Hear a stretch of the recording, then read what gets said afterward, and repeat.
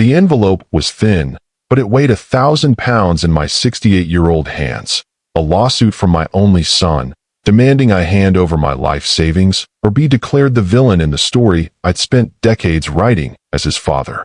Welcome back to your ultimate destination for gripping revenge stories, family betrayals, shocking betrayals, and emotional justice. Subscribe now and join a community and tell us where you're watching from. Turn on the notification bell for our next story. Are you ready to witness the ultimate payback? Let's get started. My name is ZAHA, and I'm 68 years old. I never imagined those words, "You are hereby summoned," would come from Christopher. My Christopher. The boy I raised alone after his mother's heart gave out when he was 7. The child I worked double shifts for. The young man whose college I funded by driving a delivery truck until my back screamed. The son I loved more than my own breath. But there they were. Cold, legal words on expensive letterhead, demanding $1 million for financial abandonment and intentional infliction of emotional distress. Let me take you back 3 months to where this nightmare began. CTA number 1. Have you ever been betrayed by someone you sacrificed everything for? Share your story in the comments below. You're not alone. It was a Tuesday afternoon in September when Christopher called.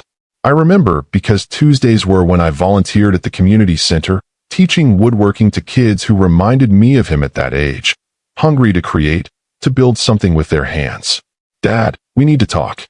His voice carried that edge I'd learned to recognize over the past 2 years, ever since he married Abigail. Not anger exactly, but a kind of rehearsed firmness, like he was reading from a script someone else had written. "Of course, son. Everything all right." A pause. In that silence, I heard the whisper of another voice in the background. Her voice. "Can you come by the house Saturday? Around 2? Their house. The 4-bedroom colonial in Meadowbrook Estates with the 3-car garage and the professionally landscaped lawn.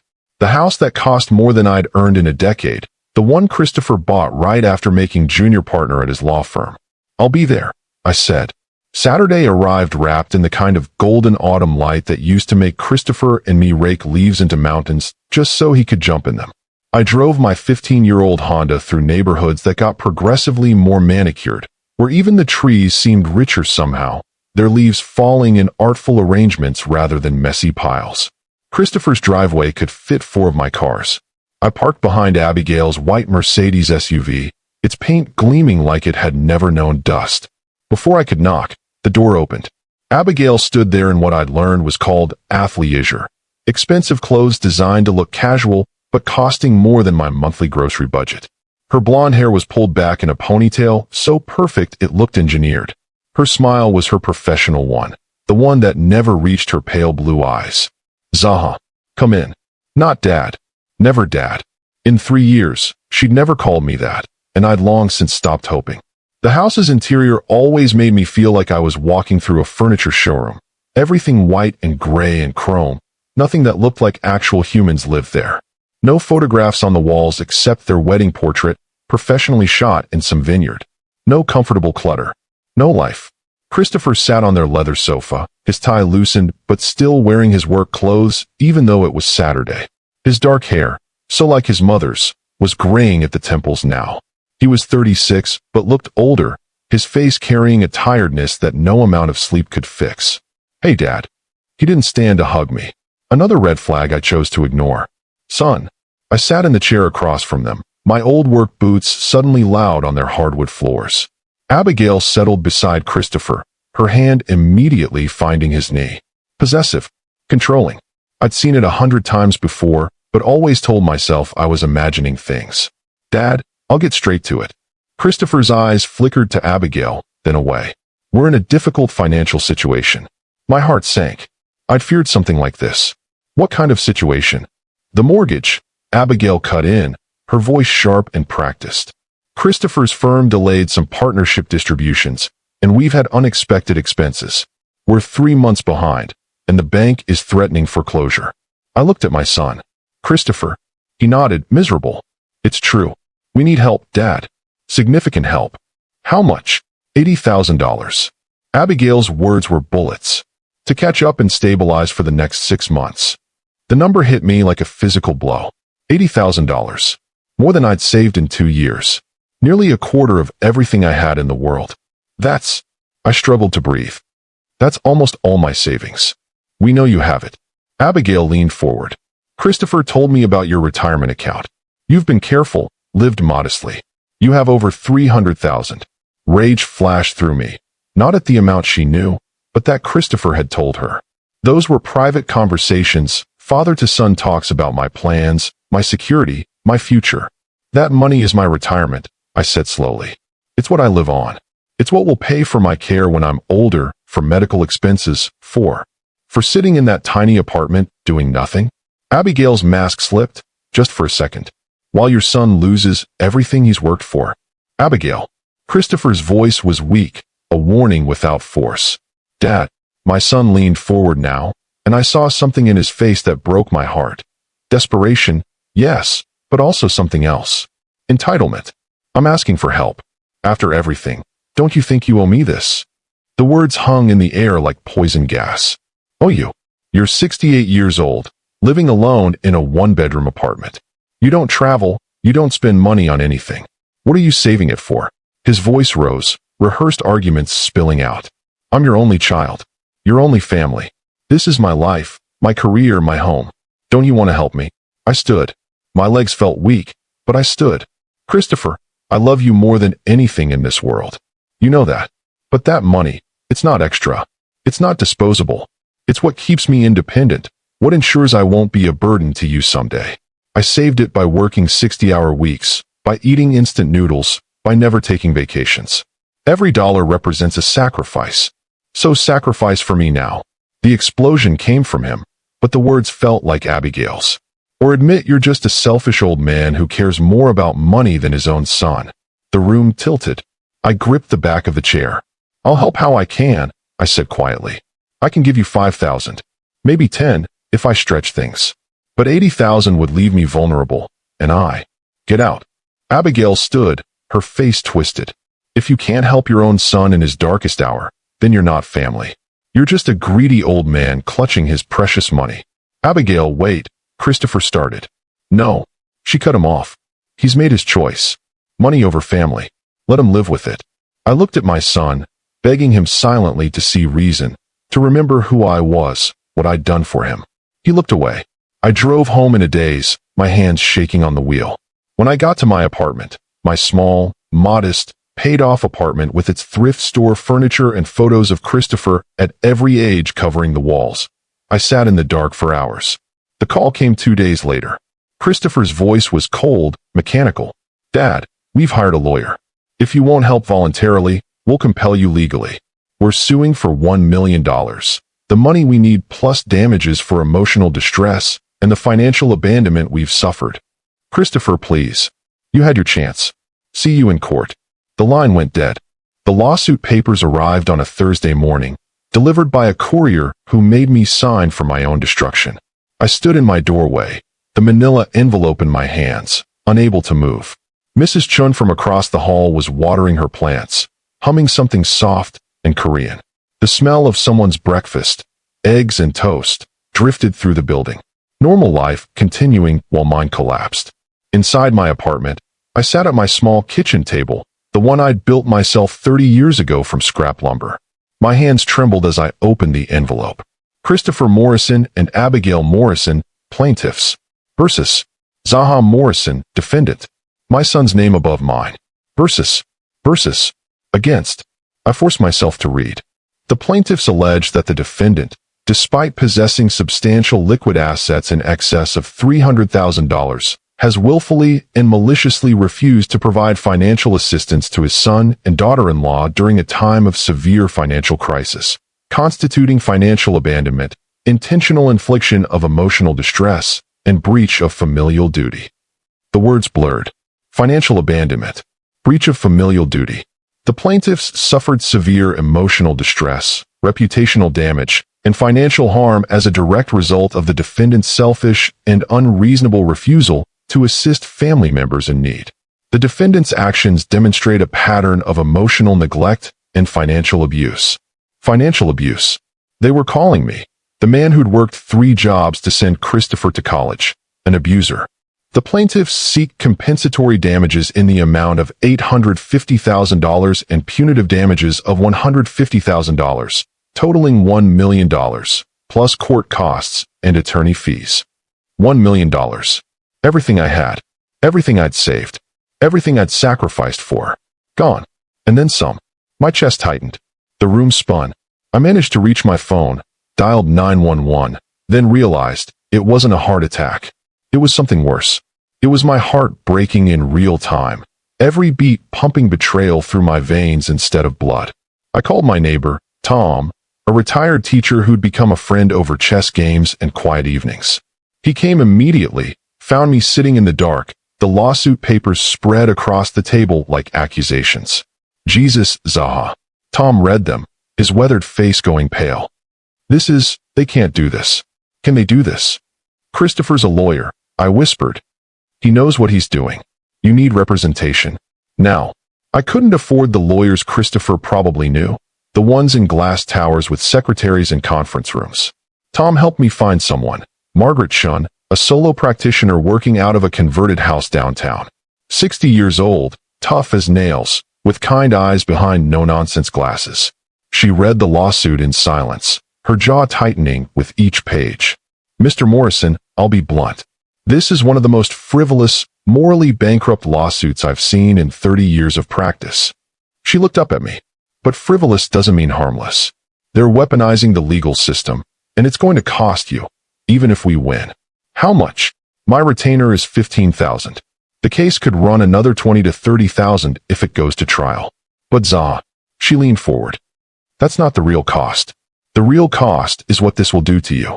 To your health, your peace of mind, your relationship with your son. That relationship is already gone, I said, my voice hollow. Maybe not. But before we proceed, I need to know, are you prepared to fight your own son in court? Because that's what this is. It's going to be ugly. I thought about Christopher at 7, crying in my arms after his mother's funeral. At 12, proudly showing me his first A in math. At 18, hugging me so tight at his high school graduation I could barely breathe. At 25, introducing me to Abigail with such hope in his eyes. I don't have a choice, I said. Do I? Margaret's smile was sad. There's always a choice. But yes, if you want to protect what you've spent a lifetime building, we fight. I signed the retainer agreement. $15,000, gone in a signature. The news spread faster than I'd imagined possible. Christopher and Abigail had apparently been preparing their narrative long before the lawsuit was filed. Within days, I started getting calls. First from distant relatives I hadn't spoken to in years, their voices dripping with judgment. ZAHA, I heard about Christopher's situation. How could you refuse to help your own son? Then from people at the community center. Mr. Morrison, is it true you're sitting on hundreds of thousands while your son loses his home? Even the pastor at the small church I sometimes attended called, suggesting gently that perhaps Christian charity begins at home. No one asked for my side. No one questioned why a successful lawyer and his wife couldn't manage their own finances. No one wondered why they were demanding not just help, but my entire life savings. I became the villain in a story I didn't write. The isolation was worse than I'd expected. I stopped going to the community center, couldn't bear the whispers, the stares. Stopped attending church. Stopped my morning walks where neighbors might see me and judge. My apartment became my prison. Tom still visited, bless him. He brought groceries, played chess. Let me talk in circles about how this couldn't be real, couldn't be happening. They're painting you as some Scrooge, he said one evening, his voice angry. Some miserly old man hoarding gold while his family suffers. It's character assassination. Maybe they're right, I said, staring at the ceiling. Maybe I'm selfish. Maybe. Stop. Tom's voice was sharp. That's what they want you to think. That's how this works. They make you doubt yourself until you give them everything just to make the pain stop. But the pain didn't stop. It grew. Have you ever had your character attacked by people who didn't know your story? Drop a comment if you fought to protect your truth against lies. My health began to fail. Not dramatically, no heart attacks or strokes, but insidiously. I stopped sleeping more than a few hours a night, jolting awake from nightmares where Christopher testified against me, where judges seized everything I owned, where I ended up homeless and alone. I lost weight. Food tasted like ash. My blood pressure spiked so high my doctor threatened hospitalization. Mr. Morrison, this stress is literally killing you, Dr. Patel said, her dark eyes worried. You need to find a way to manage this, or we're looking at serious cardiovascular events. But how do you manage the stress of your only child trying to destroy you? Margaret worked tirelessly, building our defense. She subpoenaed Christopher and Abigail's financial records, and what she found made her whistle low. Zaha, come look at this. I sat in her cramped office, surrounded by boxes of documents, and she showed me spreadsheets that told a story I didn't want to believe. Christopher and Abigail weren't in financial crisis. They were in financial chaos of their own making. Monthly mortgage payment, $6,500. Christopher's take-home income, $12,000. Abigail's income from her consulting business, $0. But the spending. Mercedes SUV, $1,200 monthly payment. Abigail's Range Rover, $1,400 monthly payment. Country club membership, $800 monthly. Abigail's personal trainer, $600 monthly. Premium cable and streaming services, $300 monthly. Restaurants and entertainment, averaging $2,500 monthly. And credit cards. God, the credit cards. They're carrying over $150,000 in credit card debt, Margaret said quietly, with minimum payments around $4,000 monthly. Zaha, they're drowning. They've been drowning for at least 2 years. But Christopher's a lawyer. He's smart. How did he let this happen? Margaret pulled out another document, a credit card statement. Page after page of charges. Nordstrom, Saks Fifth Avenue, luxury spa treatments, 5-star restaurants, a weekend trip to Miami that cost $8,000. Almost all in Abigail's name. She's bleeding him dry, Margaret said. And rather than face reality, rather than scale back or, God forbid, get a job herself, she's decided you're the solution. I stared at the papers. My son wasn't a victim of circumstance. He was a victim of his wife's greed and his own weakness in refusing to stop her. There's more.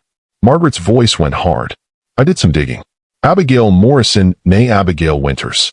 Previously married, 2014 to 2017, to a man named Richard Caldwell. Guess what happened? I shook my head, numb. She sued him in the divorce. Claimed he'd promised to maintain her lifestyle, and that his failure to do so caused emotional distress.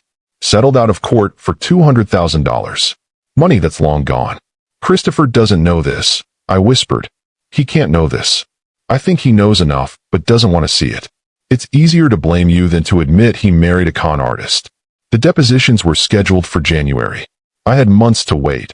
Months to endure the whispers and the isolation and the fear. But something shifted in me during those months.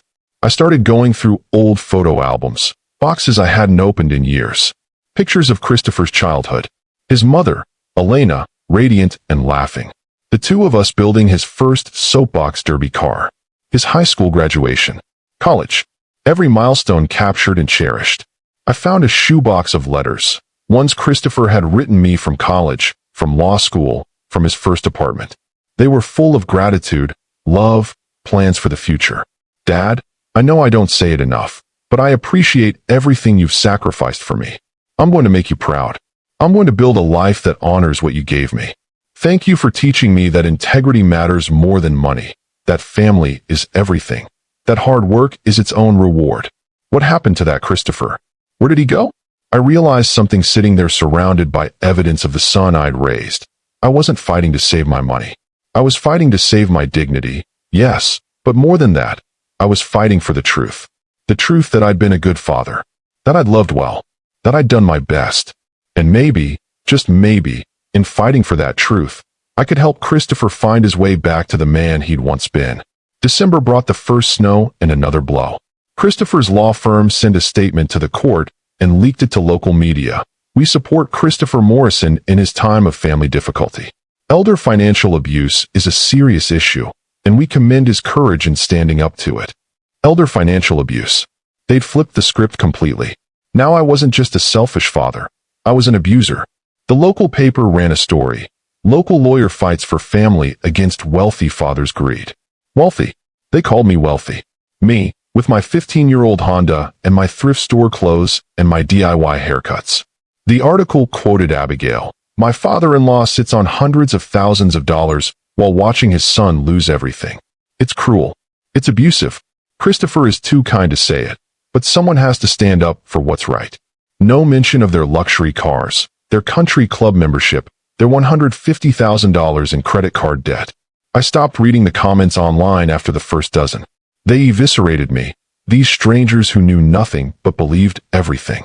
Only Tom, Margaret, and a handful of people who truly knew me stood by my side. The truth will come out in court, Margaret promised. We'll show everyone who they really are. But I wondered, would the truth matter? Or had the damage already been done? Christmas came and went. No call from Christopher. No card. Nothing. I spent it alone with Tom and his wife, trying to smile, trying to pretend my heart wasn't shattered into pieces so small I'd never find them all. On New Year's Eve, I stood at my window watching fireworks burst over the city, thinking about the year ahead. The trial. The testimony. The moment I'd have to sit across a courtroom from my son and fight him. My phone buzzed. A text from an unknown number. I hope you're happy, old man. Hope your precious money keeps you warm at night. Because you've lost everything else. Abigail. It had to be. I deleted it without responding. But another text came through, this time from Christopher's number. My heart leapt, hoping against hope for reconciliation. Don't try to contact me before the trial. My lawyer advises no communication. You made your choice. Live with it. I sat down on my old couch, in my small apartment, surrounded by photos of a son who now hated me, and I wept. Not for the money. Not even for the reputation.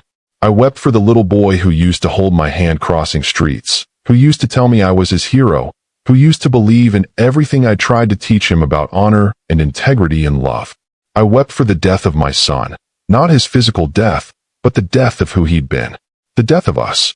And I wept because I knew that no matter what happened in that courtroom, no matter who won or lost, we'd both already lost the thing that mattered most, each other. January arrived with bitter cold and the weight of impending battle. Margaret called me into her office the first week of the new year. Her desk was buried under documents, depositions, financial records, the paper trail of my son's betrayal. We're ready, she said, but her eyes were worried. ZAHA, I need to prepare you for what's coming. This isn't going to be a clean fight. They're going to attack your character, your parenting, every decision you've ever made. Are you ready for that? I thought about the sleepless nights, the weight I'd lost, the way my hands shook now when I tried to hold a coffee cup. Was I ready? I don't have a choice. You always have a choice. Margaret leaned back in her chair. We could settle. Offer them something, 50,000, maybe 75. Make this go away. And validate their claims? Admit I abandoned them financially? That I'm the villain they've made me out to be? I shook my head. No. If I'm going down, it'll be standing up for the truth. Margaret smiled grimly. Then let's go to war. The depositions began in mid-January, held in a sterile conference room at Christopher's lawyer's office, a place of glass and steel that made my second-hand suit look even more threadbare. I arrived early with Margaret, my stomach churning. Tom had offered to come, but I'd refused. This was something I had to face alone. Then Christopher walked in. I hadn't seen him in person since that awful Saturday in September. For months, but he looked like he'd aged for years. His suit was expensive but hung on him differently. He'd lost weight too. Dark circles shadowed his eyes. His hair, always so carefully styled, looked hastily combed. For one heartbeat, our eyes met. I saw something flicker there, recognition, maybe remorse. But then Abigail walked in behind him, her hand possessive on his arm, and his face went cold again. Shuddered. The stranger who'd replaced my son. Abigail looked immaculate. Designer dress, perfect makeup, hair professionally styled. She smiled at me, and it was the smile of a predator. Their lawyer, Martin Vickers, was a shark in a $1,000 suit. Young, ambitious, with slicked back hair and a smile that never touched his eyes. Let's begin, he said, gesturing to the conference table. The deposition was torture. Vickers started with my finances, making me recite every dollar I'd saved, every source of income, every investment. He made my modest retirement account sound like a dragon's hoard. So, Mr. Morrison, you're telling us you have $327,000 in liquid assets? Yes. And monthly expenses of approximately $1,800. Yes. which means you could easily afford to help your son without any significant impact to your lifestyle, correct? It's not that simple. That money is my security, Yes or no, Mr. Morrison? Could you afford to give your son $80,000 without becoming destitute? I looked at Margaret. She nodded slightly. Technically, yes, but thank you. No further questions on this point. Vickers smiled, having gotten what he wanted on record. Then he moved to character assassination. Mr. Morrison, isn't it true that you were frequently absent during Christopher's childhood? I worked long hours to provide for us. His mother had died, and yes or no? Were you absent? I was working. So yes, you were absent. Christopher spent many evenings alone, correct? He was with babysitters, and when he was older, alone. Thank you. Vickers made a note. And isn't it true you never remarried? Never provided Christopher with a complete family structure? Margaret objected. Relevance. I'm establishing a pattern of emotional unavailability, Vickers said smoothly. The questions continued, each one designed to paint me as a neglectful father who'd prioritized work over family, money over love. You drove a delivery truck while Christopher was in high school. Yes. Working nights. Yes. Leaving Christopher alone. He was 17, 18. Alone. Without proper supervision or emotional support during critical developmental years. It went on for 3 hours. By the end, I felt filleted, every choice I'd made as a father dissected and reframed as abandonment. Christopher sat silent the entire time, his face unreadable. Abigail's deposition was next, and watching her was like watching a masterclass in manipulation. She cried on cue. Her voice trembled perfectly. She painted a picture of a loving daughter-in-law desperate to help her husband, traumatized by his father's shocking cruelty. I couldn't believe it when ZAHA refused to help us, she said, dabbing her eyes with a tissue. Christopher idolizes his father. He's told me story after story about how ZAHA was his hero. And then, when we needed him most, he just turned his back on us. Margaret leaned forward. Mrs. Morrison, can you tell us about your monthly expenses? Abigail's tears stopped like a faucet shutting off. I don't see how that's relevant. Your financial situation is the basis of this entire lawsuit. I'd say it's very relevant. We've had some temporary cash flow issues. Temporary. Margaret slid a document across the table. These are your credit card statements for the past 2 years. Over $150,000 in debt. Charges for luxury goods, spa treatments, expensive restaurants. This doesn't look temporary. Abigail's perfect composure cracked. Christopher works hard. He deserves to enjoy his success. On credit? While claiming to be in financial crisis. That's not. You're twisting things. Margaret pulled out another document. And this? Your previous marriage to Richard Caldwell? The divorce settlement where you sued him for $200,000 claiming emotional distress over lifestyle changes. The room went silent. Christopher's head snapped toward Abigail, his face draining of color. That was different, Abigail said, her voice ice. How so? Richard was abusive. He promised me things and then. Funny, his statement says you were the one who spent his money, ran up debts, and then sued when he couldn't maintain your spending habits. Sound familiar? Vickers objected, but the damage was done. I saw it in Christopher's eyes, the first real crack in Abigail's carefully constructed facade. Christopher's deposition came last, and it broke my heart all over again. He sat across from Margaret, and I could see him trying to maintain the anger, the righteous indignation. But every question chipped away at it. Christopher, when did your father refuse to help you? In September. We were facing foreclosure, and he just said no. Did he say no, or did he say he couldn't give you $80,000? He said he couldn't. Did he offer to help at all? Christopher hesitated. He offered $5,000 or $10,000. So he didn't refuse to help. He refused to give you everything you demanded. It wasn't enough. According to whom? Christopher looked at Abigail. According to, we needed more. Margaret pulled out documents. Christopher, I'm showing you your bank statements, credit card statements, and expense records for the past 2 years. Can you walk me through some of these charges? What followed was devastating. Line by line, Margaret exposed the financial disaster Christopher had allowed to unfold. The luxury spending, the debt, the complete lack of budgeting or restraint. This charge here, $8,000 for a weekend in Miami. Was that during your financial crisis? We needed a break. A $8,000 break while you couldn't make your mortgage payment? Abigail was stressed. And this, a $4,500 handbag. That was a birthday gift for Abigail. While you were 3 months behind on your mortgage? Christopher's voice got smaller with each answer. I watched my son shrink before my eyes, the weight of his choices becoming impossible to deny. Then Margaret asked the question that changed everything. Christopher, did your father sacrifice for you growing up? Silence. Christopher. Yes. The word was barely audible. Can you give examples? His hands clenched. He worked multiple jobs. Drove a delivery truck at night, so he could afford to send me to a good college. He never took vacations. Never bought himself anything nice. His car is 15 years old. His apartment is modest. Everything he had, he gave to me. And knowing he saved every dollar by denying himself comfort and pleasure, you sued him for $1 million? Christopher's face crumpled. For a moment, I saw my son, my real son, surface through the stranger. I was desperate. Abigail said. She said he was being selfish. That family helps family. That if he really loved me, his voice broke. Christopher. Margaret's voice was gentle now. Look at your father. He did. Our eyes met across the table, and I saw everything.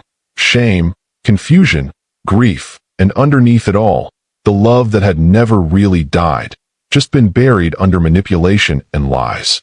Is this who you want to be? Margaret asked quietly. Is this the man your father raised? Christopher opened his mouth, closed it. Tears spilled down his cheeks. Abigail stood abruptly. We're done here. This is harassment. Martin, end this now. But something had shifted. I felt it. Margaret felt it. Even Vickers seemed to sense the ground moving beneath them. The trial date was set for February 14th, Valentine's Day. The universe's little joke. In the weeks leading up to it, I noticed changes. Small things at first. Christopher stopped posting on social media. Abigail's posts, by contrast, increased. Glamorous photos, inspirational quotes about standing up for what's right, victim narratives that painted me as a monster. Then Tom showed me something that made my blood run cold. Zaha, look at this. He pulled up a crowdfunding page on his laptop. Help Christopher Morrison fight elder financial abuse. Below was a photo of Christopher and Abigail, professionally taken, both looking somber and determined. The description was a masterwork of manipulation. My name is Abigail Morrison, and I'm asking for your help. My husband Christopher and I are fighting a heartbreaking legal battle against his father, who has spent years emotionally abusing and financially controlling his son. Despite having over $300,000 in savings, Christopher's father has refused to help us in our time of need, watching as we face losing our home. We're standing up not just for ourselves, but for all adult children who've suffered under financially abusive parents. Please help us afford the legal fight ahead. Every dollar brings us closer to justice. Goal, $50,000. Amount raised, $43,000. $43,000 from strangers who believed their lies. I felt sick. There's more, Tom said quietly. He showed me the comments. Hundreds of them. People from all over the country condemning me, praising Christopher and Abigail's courage, sharing their own stories of greedy boomer parents. I'd become an internet villain. A meme. A cautionary tale. How do I fight this? I asked Tom, my voice breaking. How do I fight a story that people want to believe? With the truth, Tom said firmly. In court, under oath, with evidence. That's all you can do. Has social media ever been used as a weapon against you? Share your story below. Sometimes the hardest battles are fought in the court of public opinion. The night before the trial, I couldn't sleep. I sat at my kitchen table with a cup of tea, looking at a photograph from Christopher's college graduation. Both of us grinning, his arm around my shoulders, his diploma held high. I did it, Dad. We did it. I'm so proud of you, son. I couldn't have done it without you. I'm going to make you proud, I promise. I traced his face in the photo, this young man full of hope and promise, and tried to reconcile him with the person suing me for everything I had. Where had I gone wrong? What had I missed? Or was this not about me at all? Was this about a manipulative woman who'd found a weak moment and exploited it, turning my son against me for her own gain? My phone buzzed. A text from Margaret. Get some rest. Tomorrow we fight for your life. I texted back. I'm not fighting for my life. I'm fighting for my son's soul. She responded immediately. Then let's win it back. I arrived at the courthouse at 8 a.m., an hour early. The building was old granite and marble, imposing and cold. Margaret met me at the entrance, looking fierce in her court suit. Ready? No. But let's do this anyway. The courtroom was smaller than I'd imagined from TV shows. Wood paneling, fluorescent lights, uncomfortable benches. A handful of people sat in the gallery. Tom, a few reporters, some strangers who'd probably read about the case online. Then Christopher and Abigail arrived. She wore a navy dress with pearls, her hair pulled back, makeup subtle, calculated to look respectable, trustworthy. She didn't look at me. Christopher wore his best suit, but I could see his hands shaking as he carried his briefcase. He glanced at me once, quickly, then looked away. Judge Rachel Thornton entered, a woman in her 60s with steel gray hair and sharp eyes that missed nothing. She'd been on the bench for 20 years, according to Margaret's research, and had zero patience for nonsense. Let's begin, she said, settling into her chair. Mr. Vickers, your opening statement. Vickers stood, smoothing his tie. Your Honor, this is a case about familial duty, about a father who turned his back on his son in his darkest hour. The evidence will show that ZAHA Morrison, despite having substantial means, callously refused to help his only child, causing severe emotional distress and financial harm. We will prove that this refusal constitutes financial abandonment and intentional infliction of emotional distress, warranting significant damages. He painted me as Scrooge, as a miser, as a bad father. Every word was designed to make the judge see me as the villain. Then Margaret stood. Your Honor, this is not a case about a father's duty. It's a case about manipulation, about financial irresponsibility, and about a couple trying to make an elderly man pay for their own poor choices. The evidence will show that the plaintiffs are drowning in debt of their own making, that they've been living far beyond their means, and that rather than take responsibility, they've decided to pillage Mr. Morrison's modest retirement savings. We will prove that this lawsuit is not about need, it's about greed. The trial had begun, and sitting there, watching my son prepare to testify against me, I realized that no matter who won, we'd both already lost something irreplaceable. The only question now was whether we'd lose everything, or if somehow, impossibly, we could find a way back to each other. Vickers called Abigail to the stand first. She walked to the witness box with perfect posture, her heels clicking on the marble floor. After being sworn in, she settled into the chair and looked at the judge with practiced vulnerability. Mrs. Morrison, Vickers began, his voice sympathetic. Can you tell the court about your relationship with the defendant? I've tried for 3 years to have a relationship with my father-in-law, Abigail said, her voice soft and pained. But ZAHA has always been distant, cold. He made it clear from the beginning that he didn't approve of me. I felt Margaret's hand on my arm, holding me back from reacting. And when you and Christopher faced financial difficulties, what happened? We went to him for help. Not charity, help. Family helping family.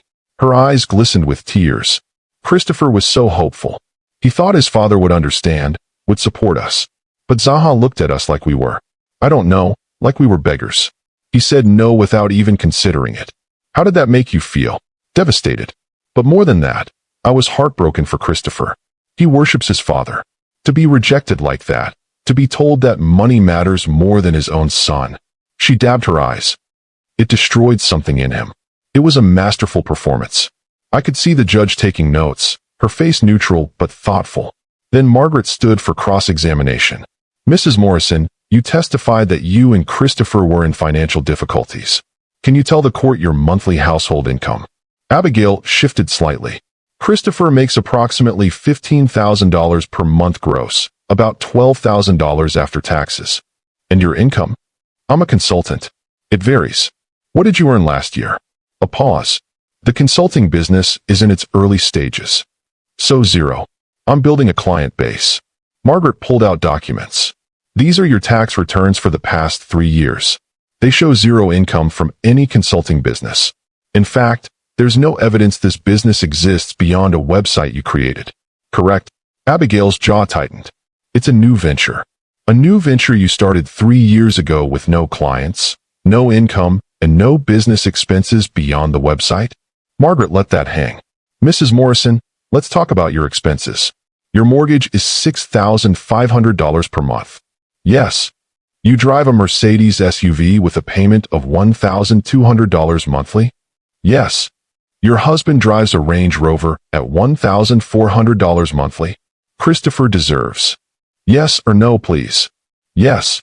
Country club membership, $800 monthly? Yes. Personal trainer, $600 monthly? Wellness is important. Premium cable package, $300? Yes. Margaret continued reading off expenses, each one more damning than the last. The judge's eyebrows climbed higher with each revelation.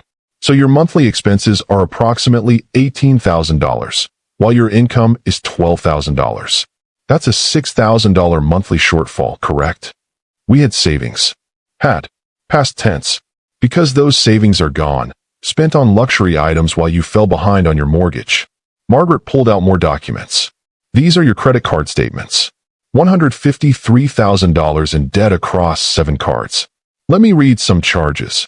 $8,000 for a Miami weekend, $4,500 for a handbag, $3,200 for spa treatments, $6,800 for a wine country tour. We deserve those experiences. Abigail's composure cracked. Christopher works 80 hours a week. We're entitled to enjoy our life. On money you don't have?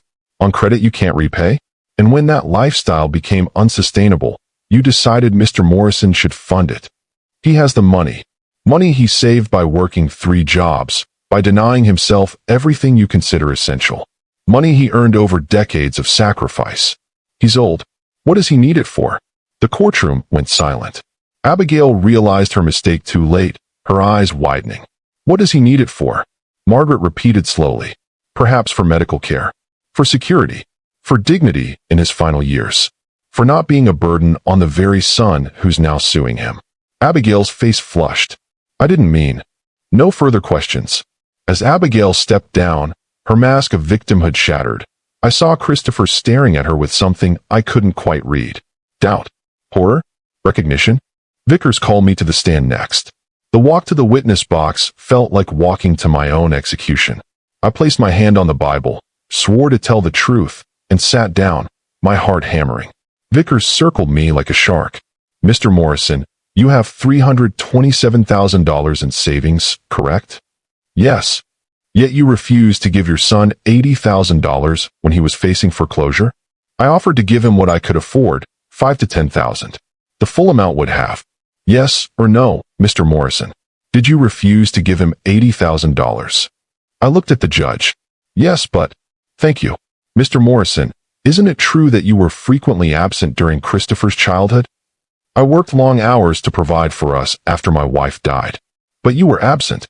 Christopher spent many nights alone. He was cared for. I made sure. Alone, Mr. Morrison. Yes or no? The questions continued, each one designed to paint me as a neglectful father, a cold man who valued money over family. Vickers was good. He twisted every sacrifice into abandonment, every practical choice into emotional cruelty. You never remarried. Never gave Christopher a mother figure. I focused on being both parents to him. Or you were emotionally unavailable and unable to form adult relationships. That's not. You drive a 15-year-old car despite having substantial savings. That's not normal, is it, Mr. Morrison? That's hoarding behavior. It's being careful with money I worked hard for. It's choosing money over people, over your own son. By the time Vickers finished, I felt exhausted, beaten down. Then Margaret approached for redirect. Mr. Morrison, why did you work 3 jobs? My voice was hoarse. To give Christopher opportunities one never had. To send him to college without debt. To give him a future. Did you succeed? He graduated debt-free from both college and law school. I paid for everything. How much did that cost you? Including living expenses, books, everything. About $180,000. Margaret let that number sink in. And your current savings are $327,000? Yes. So more than half of everything you've saved in your entire life went to Christopher's education? Yes. Happily. Mr. Morrison, why did you refuse to give Christopher $80,000? I looked at my son for the first time since taking the stand. He was staring at the table, his face twisted with emotion. Because that money is my security. I'm 68 years old. I have health issues, high blood pressure, arthritis. I'll need medical care. I might need assisted living someday. I saved that money so I would never be a burden to Christopher, so he'd never have to take care of me financially. My voice broke. I wanted to give him freedom, not debt. I wanted him to live his life without worrying about his old father. Did you tell him this? I tried, but they didn't want to hear it. Margaret nodded.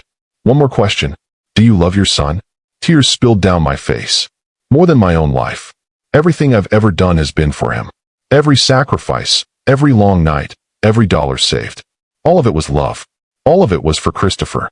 Thank you, Mr. Morrison. No further questions. Then Christopher was called to the stand. He walked slowly, like a man heading to his own trial. After being sworn in, he sat down, his hands gripping the armrests. Vickers started gently. Christopher, tell the court about growing up with your father. Christopher's voice was flat. My mother died when I was 7. After that, it was just Dad and me. He worked a lot. Multiple jobs. I spent a lot of time alone or with babysitters. How did that make you feel? Lonely. I missed my mom, and my dad was never there. And now, as an adult, when you needed help, he turned his back on you again? Yes. But there was no conviction in his voice. He sounded hollow, broken. Margaret stood for cross-examination, and her first question cut like a scalpel. Christopher, why did your father work multiple jobs? To provide for us. To provide what specifically? Food, shelter. My education. Did you go to a good college? Yes. Private university. Did you have student loans? No. Dad paid for everything. Law school. Also paid for. So your father, this man you're accusing of abandonment, worked himself to exhaustion to give you a debt-free education worth nearly $200,000. Christopher's eyes filled with tears. Yes. Christopher, look at your father. He did, and the look that passed between them was pure anguish. Is he a wealthy man? No. Does he live in luxury? No. His apartment it's small. Old furniture. He drives an ancient car. Why? Because he saved everything for me. Christopher's voice cracked. Because he gave me everything. Margaret pulled out documents. Christopher, these are your financial records. Your $153,000 in credit card debt.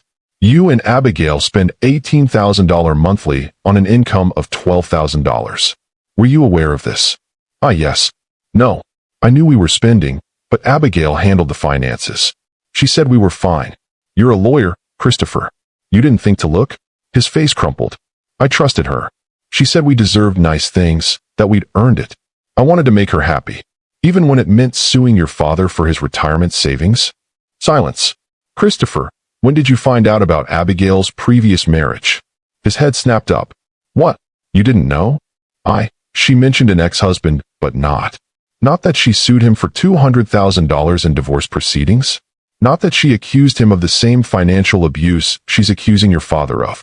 Christopher turned to stare at Abigail, horror dawning on his face. Christopher. Margaret's voice was gentle now. Who wanted to sue your father? Whose idea was this lawsuit? Abigail said. She said it was the only way. That Dad owed me. That he was being selfish and cruel. Tears streamed down his face. But he's not cruel. He's never been cruel. He's the kindest man I've ever known. And his voice broke completely. Oh God, what have I done? The courtroom was silent except for Christopher's sobs. Vickers tried to object, to redirect, but the damage was done. The truth was out. Judge Thornton called a recess. In the hallway, I saw Christopher and Abigail arguing in furious whispers. Her face was twisted with rage, his with devastation. He kept shaking his head, backing away from her, and she kept grabbing his arm, hissing something I couldn't hear. Then Christopher pulled away completely and walked toward me. We stood facing each other, 10 feet apart, an ocean of hurt between us. Dad. His voice was destroyed. Dad, I'm so sorry. I'm so sorry. Before I could respond, Abigail was there, her claws sinking in. Christopher, don't you dare. Don't you dare fold now. We're in too deep. We need this money. No. Christopher's voice was stronger now. No, we don't. We need to stop living beyond our means. We need to take responsibility. And I need to stop letting you manipulate me. Manipulate you? Abigail's laugh was vicious. I made you. Before me, you were nothing, a mid-level associate with no ambition. I pushed you to make partner, to buy the house, to live like we mattered. We don't matter. Christopher shouted. Not like this.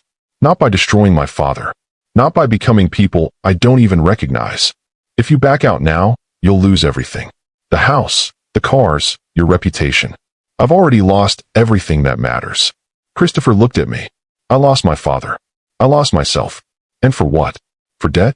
For things? For you? Abigail's face went cold. Choose carefully, Christopher. It's me or him. Christopher didn't hesitate. Him. It's always been him. I just forgot for a while. Abigail's scream echoed through the courthouse. You spineless piece of fine. Lose it all.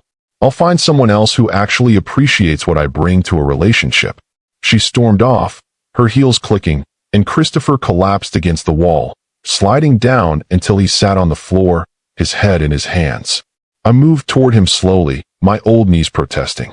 Then I sat down beside him on the courthouse floor, two broken men trying to find their way back to each other. I'm sorry, Christopher whispered. Dad, I'm so sorry. I don't expect you to forgive me. I don't deserve. Christopher. I put my arm around his shoulders, and he leaned into me like he used to when he was small. We'll figure this out. Together. I destroyed us. No. You got lost. But you found your way back. We sat there, father and son, while the courthouse bustled around us, and slowly, painfully, we began to heal. When court reconvened, Vickers stood reluctantly. Your Honor, the plaintiffs wish to dismiss the case with prejudice. Judge Thornton looked at Christopher. Mr. Morrison, is this your wish? Christopher stood, his voice clear despite his red eyes. Yes, Your Honor. This lawsuit was wrong. My father did nothing wrong. The fault is entirely mine, and I deeply regret the pain I've caused him. I'm withdrawing all claims. The judge nodded slowly. Case dismissed. However, I feel compelled to say something. She looked at Christopher with stern compassion. Young man, you have a good father. A rare thing in this world. Don't waste the second chance you've been given. I won't, Your Honor. I promise. Outside the courthouse, Margaret hugged me tight. You won, ZAHA. You won. But standing there, watching Christopher sign the dismissal papers with shaking hands, I realized something. There were no winners here. Just survivors. We'd both been wounded. The scars would last forever. But we were together. And that, I thought as my son walked back to me with tears still wet on his face, was worth fighting for. Can we go home, Dad? Christopher asked quietly. To your place? Can we just talk? I put my arm around his shoulders. Yes, son. Let's go home. My apartment had never felt smaller than it did that evening, with Christopher sitting on my old couch, his expensive suit looking absurdly out of place against the worn fabric. I made tea, the cheap kind from the grocery store, nothing fancy, and we sat in silence for a long time. The kind of silence that held years of hurt, oceans of regret, and the fragile hope of new beginnings. This place, Christopher finally said, his voice rough. It's exactly the same as I remember. Same couch, same table, same everything. I finished. I never saw a reason to replace what still worked. He laughed, but it was broken. While I was buying $4,500 handbags for Abigail. Christopher, no, Dad.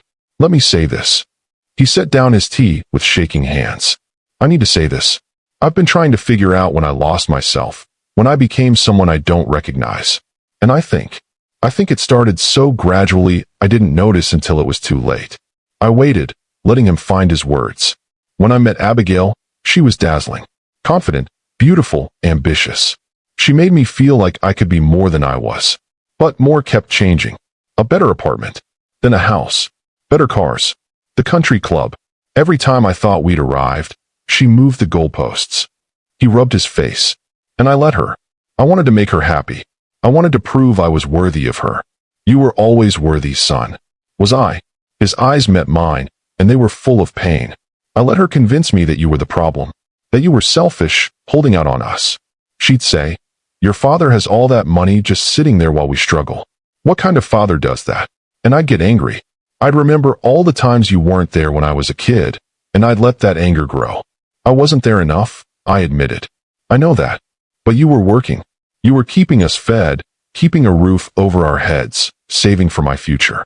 You were there in every way that mattered, and I turned it into abandonment because it was easier than admitting my wife was bleeding us dry. He stood, pacing my small living room. The lawsuit was her idea. She drafted the paperwork, She'd done it before, I realized now. With her ex-husband. This was her pattern, and I was too blind to see it. You loved her. I was infatuated with who I thought she was. But love? Real love? He looked at me. I didn't know what that was until I almost lost it. Until I sat in that courtroom and heard you testify about why you saved that money. About not wanting to be a burden to me. His voice cracked. Dad, I'm your son. You're supposed to be able to lean on me. And instead, I tried to destroy you. I stood and pulled him into a hug. He collapsed against me, sobbing like he hadn't since he was 7 years old and his mother died. I've got you. I whispered, the same words I'd said 1,000 times when he was small. I've got you, son. We stood there until the sun set, until the tears ran dry, until the first real healing began. The next few weeks were difficult in ways I hadn't anticipated. Christopher moved out of the Meadowbrook house immediately. He couldn't afford it anyway, and every room held memories of Abigail's manipulations. He found a modest apartment, 2 bedrooms, basic furniture, nothing like the luxury he'd been living in. It looks like a place where actual people live, he told me on moving day, and he seemed lighter somehow, despite losing everything. The divorce proceedings were brutal. Abigail fought for everything. The house, the cars, spousal support, half of Christopher's retirement account. Her lawyer painted Christopher as an abandoner, ironically using the same playbook she'd tried to use against me. But Christopher had learned. He stood firm, documented everything, and let the truth speak for itself. In the end, she got the house, which was drowning in debt anyway, and he kept his retirement fund and his dignity. She can have it all. Christopher told me over dinner at my place. A regular thing now. These quiet evenings where we relearned each other. Material things. That's all she ever cared about anyway. I got something better. What's that? Myself back. And you. One Saturday morning in March, Christopher showed up at my apartment with paint supplies and a determined expression. What's all this? I asked. Your living room walls are looking dingy, and that ceiling stain from the leak last year needs covering. I'm here to fix it. Son, you don't have to. I know I don't have to. I want to. He set down the supplies. Dad, I can't give you back the money I cost you in legal fees. Margaret told me you spent nearly $30,000 defending yourself. Against me. The number still hurt. That was 2 years of careful saving gone. But I can do this, Christopher continued. I can show up. I can help with repairs, with projects, with whatever you need. I can be the son you deserved all along. We spent the day painting. He was terrible at it. Always had been. And we laughed at his uneven strokes, the paint in his hair, the drop cloth that kept slipping. Remember when you tried to help me paint your bedroom when you were 12? I asked. I got more paint on myself than the walls. Your mother would have laughed so hard. The words came out before I could stop them, and we both went quiet. I don't remember her laugh, Christopher said softly. Isn't that terrible? I can't remember my own mother's laugh. I set down my roller. It was like wind chimes. Light and musical. She'd throw her head back when something really tickled her, completely unself-conscious. What else? So I told him. Stories I hadn't shared in years because they hurt too much. About Elena's kindness, her terrible cooking, her fierce love for him. About the way she'd sing him to sleep. About her dreams for his future. About how proud she'd be of the man he was becoming, again. She'd forgive me, Christopher said. For all of this. In a heartbeat. That's who she was. Like you. I smiled.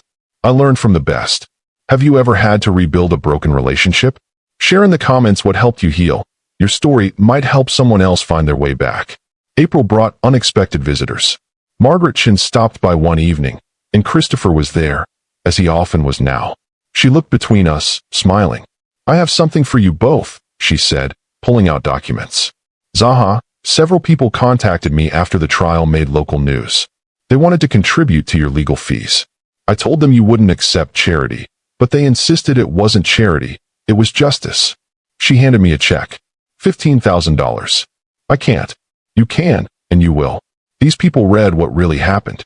They were horrified that you had to pay to defend yourself against such a baseless suit. Take it. Let people's goodness balance out the bad you've experienced. I looked at Christopher, who nodded. Take it, Dad.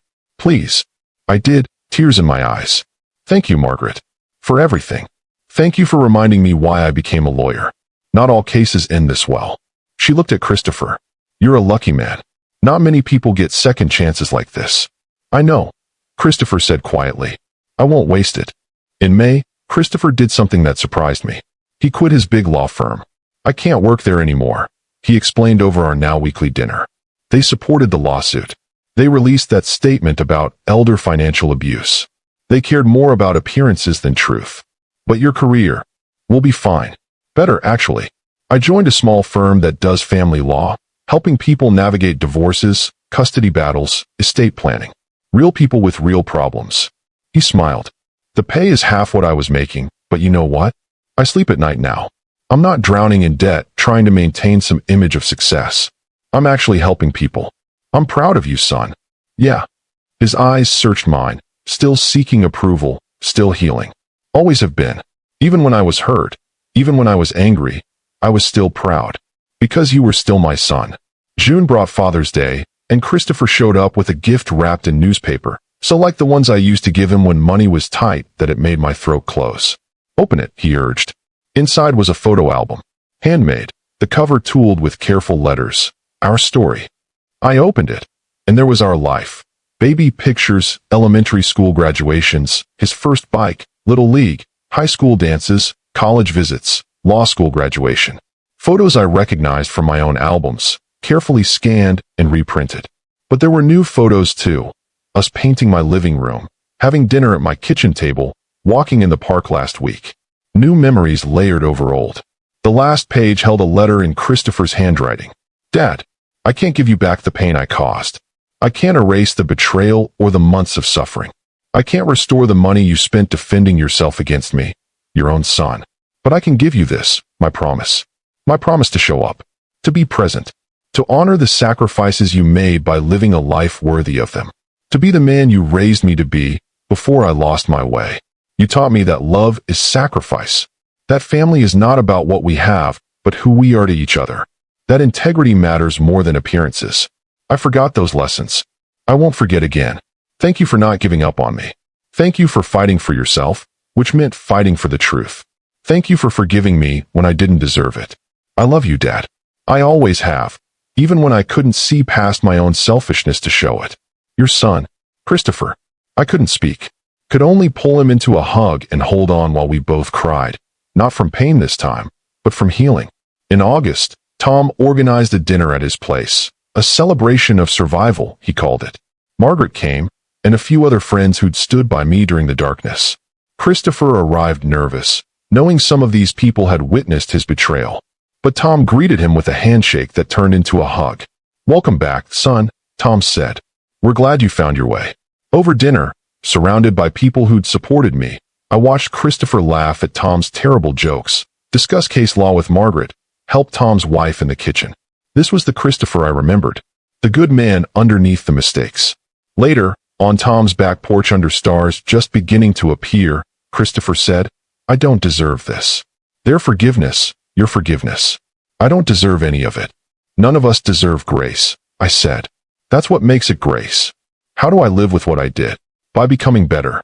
By helping others not make the same mistakes. By letting your story, our story, mean something. He was quiet for a long moment. I've been thinking about writing about this. Not for publication, just processing. Would you be okay with that? Write it. Own it. Let it teach you.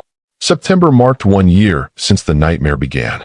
Christopher came over with takeout from the Chinese place we used to go to when he was in college. The cheap one with the best egg rolls.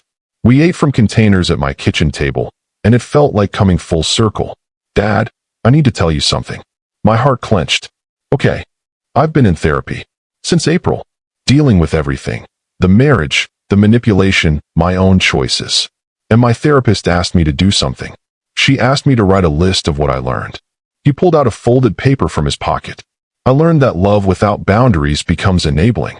That sacrifice should never be demanded, only freely given. That my father working long hours wasn't abandonment. It was love in action.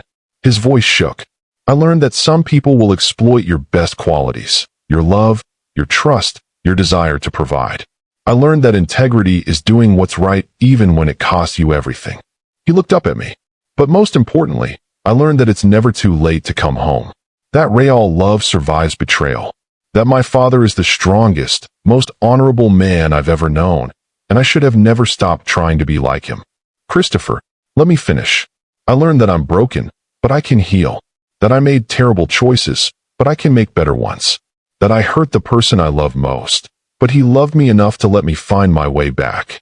Tears streamed down his face. I learned what unconditional love really means. Because you showed me. I reached across the table and took his hand. I learned something too. What's that? That the son I raised is stronger than the mistakes he made. That love is a choice we make every day, especially on the hard days. That forgiveness isn't forgetting. It's choosing relationship over resentment. I squeezed his hand. I learned that you're still my greatest accomplishment, Christopher. Not despite what happened, but including it. Because you found your way back. You chose truth. You chose us. We sat there, hands clasped across my old table, and I felt something I hadn't felt in a year. Peace. By December, the transformation was complete. Christopher's apartment was modest but comfortable, a place that reflected who he really was, not who Abigail had wanted him to be. His new job brought less money but more satisfaction. He'd started volunteering at a legal aid clinic, helping people who couldn't afford representation. I met a guy yesterday, he told me one evening. His ex-wife is suing him for spousal support while she lives with her boyfriend and works under the table. It was like looking in a mirror, seeing what I'd become, seeing how the system can be abused. You helped him. I'm helping him. Pro bono. Because someone should have helped you pro bono, Dad. Someone should have stood up and said, this is wrong. I can't change what I did, but I can make sure others don't suffer like you did. This was redemption, I realized. Not erasing the past, but transforming it into purpose. Christmas Eve, Christopher came over with groceries and determination. We're making Mom's cookies, he announced. You still have her recipe? I did, tucked in a cookbook, written in Elena's neat handwriting. We'd tried making them once after she died and failed spectacularly. We'd never tried again. It hurt too much. Are you sure? I asked. I'm sure. It's time. So we made them. We made mistakes. Too much flour, burn edges, kitchen chaos. We laughed until we cried, told stories about Elena, remembered her fully instead of tiptoeing around the grief. When we pulled the final batch from the oven, imperfect but edible, Christopher said, she'd love this. Us together, making a mess, trying. She would. Dad, can I spend Christmas here? Not just visit, spend the whole day? My throat tightened. I'd like that very much. Christmas morning, I woke to the smell of coffee and found Christopher in my kitchen, making breakfast. He'd brought gifts, nothing expensive, everything thoughtful. A new chess set because my old one had missing pieces. A framed photo of the three of us from when he was 5, all of us laughing. A handwritten coupon book, good for 1 home repair, 1 Sunday dinner, 1 movie night, 1 father-son talk, no subject off limits. These don't expire, Christopher said. They're lifetime valid. Good. Because I'm planning to use them all. We spent the day like we used to, talking, laughing, watching old movies, existing in each other's presence without agenda or obligation. Just father and son, together. As evening fell and Christopher prepared to leave, he hugged me tight. Merry Christmas, Dad. Thank you for giving me the greatest gift. What's that? A second chance. A way home. You always had a way home, son. You just had to remember where it was. New Year's Eve found us on my small balcony, watching fireworks burst over the city. A year ago, I'd stood here broken, alone, terrified. Now Christopher stood beside me, both of us holding cups of cheap champagne, both of us healing. Here's to the new year, Christopher said. To second chances and new beginnings. To family, I added. The kind that survives. To love that doesn't give up. We clinked our plastic cups, and I thought about everything we'd lost and everything we'd gained. The money didn't matter. The reputation didn't matter. The public opinion didn't matter. What mattered was standing beside me, watching fireworks, planning Sunday dinner, already healing. Dad, Christopher said as midnight approached. Yes, son. I'm going to make you proud. Really proud. Not by making money or achieving success, by being a good man. The kind of man you are. Christopher, you already do. Every day you show up, every choice you make to be better, every time you choose truth over comfort, you make me proud. The fireworks reached their crescendo, and we watched in comfortable silence.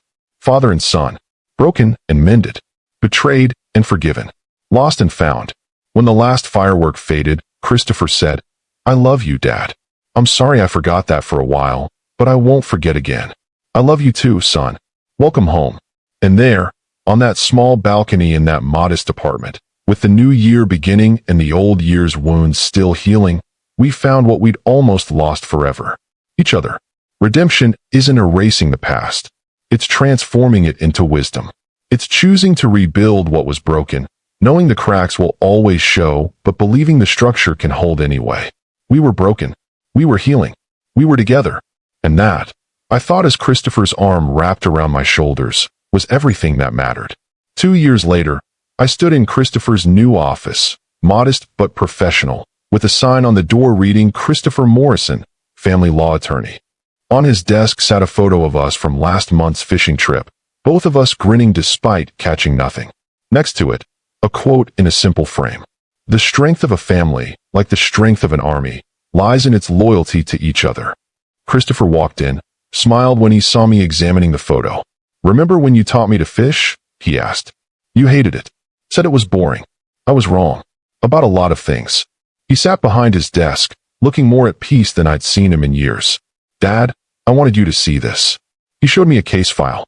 An elderly man being sued by his daughter for financial elder abuse because he wouldn't give her his retirement savings. I'm representing him pro bono, Christopher said. Because of you. Because of us. Because I know what it's like on both sides of that table, and I'm going to make sure he doesn't face it alone. Pride swelled in my chest. This was my son. Not the one who'd sued me, but the one I'd raised. The one who'd lost himself and found his way back. That's good work, Christopher. It's your work, Dad. You taught me what love really looks like. What sacrifice means. What it costs to be a good man. He came around the desk. Thank you for not giving up on me. Never. Not ever. We stood there, father and son, proof that love survives betrayal, that families can heal, that redemption is real. The journey had been painful. The scars remained. But we were together, we were whole, and we were home. And that was the greatest victory of all. Thank you so much for watching my story all the way to the end. Your support means everything. Don't forget to subscribe to my channel and drop a comment below. I'd love to hear your thoughts.